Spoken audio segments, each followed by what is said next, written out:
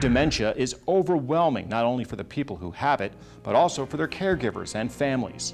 At this year's Conference on Global Action Against Dementia, the World Health Organization announced that a Dementia Discovery Fund is being set up to help fight the disease.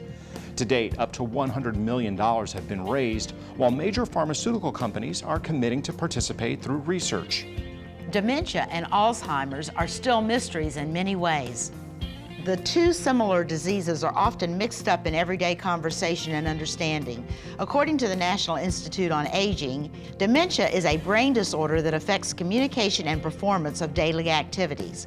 And Alzheimer's disease is a form of dementia that specifically affects parts of the brain that control thought, memory, and language. September 2015 marks the 4th year in a row World Alzheimer's Month has been recognized globally. The theme this year is Remember Me, encouraging people all around the world to learn to spot the signs of dementia, but also to not forget about those who are living with the disease or who may have passed away.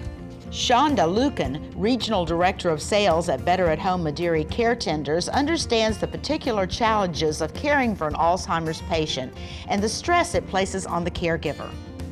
As everyone knows, you can't stop Alzheimer's. We can slow it down with some of the modalities that we offer with interactive metronome therapy. It's a neurological modality that helps for brain function to help slow down the process of dementia. But it's a motor function therapy that reminds the brain that something's coming, movement's coming, a beat is coming. And we're seeing great results from using this therapy with the Alzheimer's patients because it gets those brain functions moving, especially in early cases of dementia. We offer caregiver support in the home as well, and educating the caregiver on what they're seeing is normal, how to cope with those changes. We also bring occupational therapy in, so if we have a patient that maybe they're afraid that they will walk out the door in the middle of the night while their caregiver is sleeping, we can get a black rug that's in the shape of a circle, put that in front of the door, and they think it's a black hole and they won't step on it. Or we can recommend wallpapering all the way across the wall, including the door, so they don't have an exit out.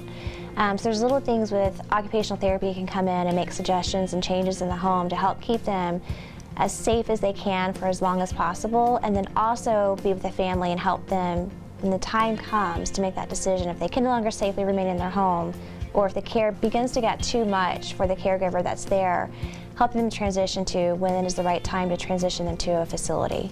That's always a tough decision to make, and we're there with that guiding hand to help those loved ones as much as possible.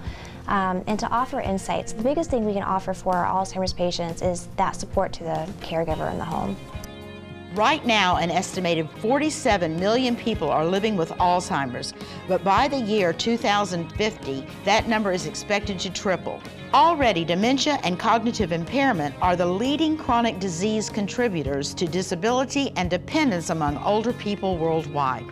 If you'd like to take part in an upcoming Alzheimer's awareness event, the nearest walk to end Alzheimer's is in Orlando on October 17th. Registration will begin at 8 a.m. at Lake Eola Park.